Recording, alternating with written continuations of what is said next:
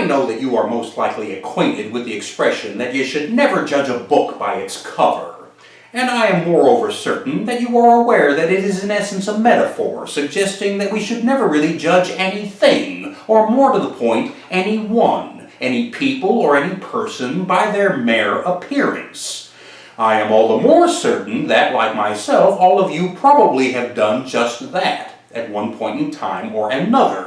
Speaking for myself, I most certainly have. I can remember one afternoon, years ago, I was out at the Deseret Industries. That's the thrift store run by the LDS Church, out on Southeast 82nd. And I was standing there in the book section, looking over the titles of all the books arranged up on the shelves. And I realized that a few paces away was this kid, standing there doing the same thing, looking over all of the books.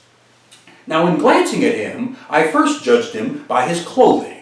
Cotton dockers, a white button-up dress shirt, a tie, and I figured that he must have been an employee of the store. That's the way the Mormon kids address who work at that store. But my judgment went beyond his outfit and took in his actual physicality, because I am here to tell you that that kid, in all respects, height, build, but above all, in the face, he bore a laughably, comically uncanny resemblance to, of all people, the decisively iconic Hollywood movie star, Brad Pitt.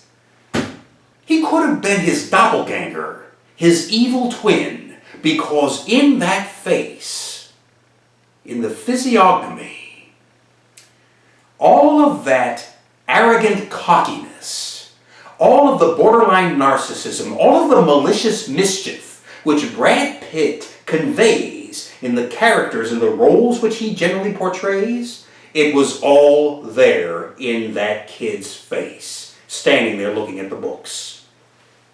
And I can recall giving him a sidelong glance and thinking to myself, kindly, generous, open-minded little old me,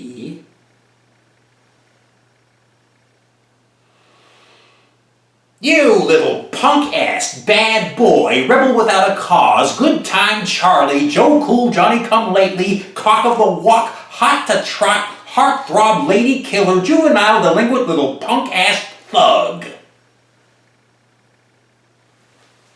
Now, I can well imagine your surprise when you in turn try to imagine my outright shock when I look back yet again and realize that he was standing right there, talking to me. He was asking me if I could recommend a good book. He wanted something to read during his lunch break.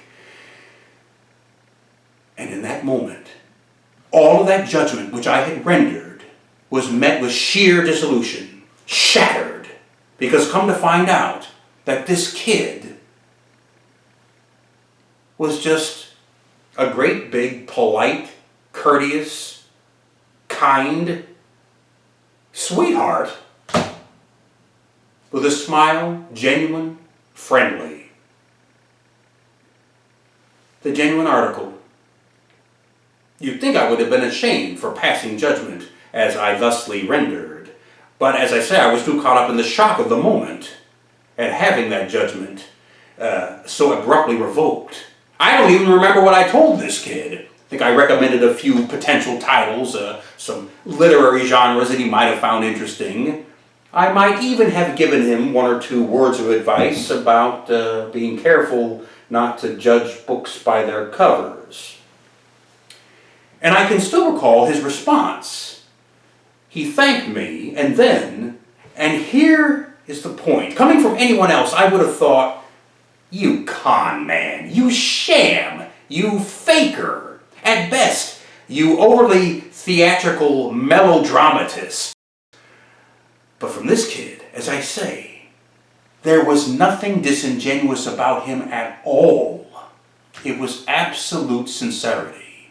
He looks at me, he thanks me, and then, not the have a nice day or have a good day or my personal favorite, you have a good one, nah. He tilts his head to one side, and in a manner which is almost whimsical, he says to me, thanks. You have a spectacular day. Then he turns and he walks away. How do you like that? So you see, it goes to show you yet again, metaphorically or literally, you should never judge a book by its cover. I never saw that kid out at the Deseret Industries ever again, although I did see him one more time someplace else altogether.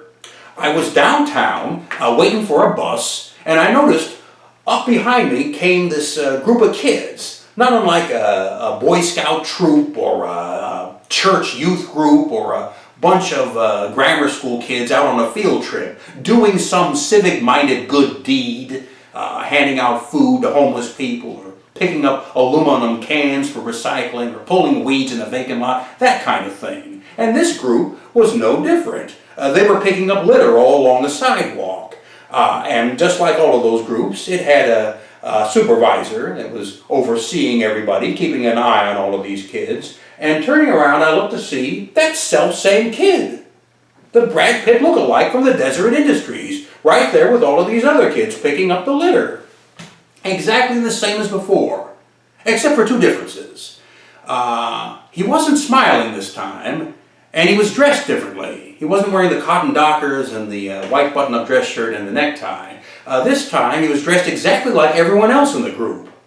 He was wearing an orange jumpsuit with a number stenciled right across the front.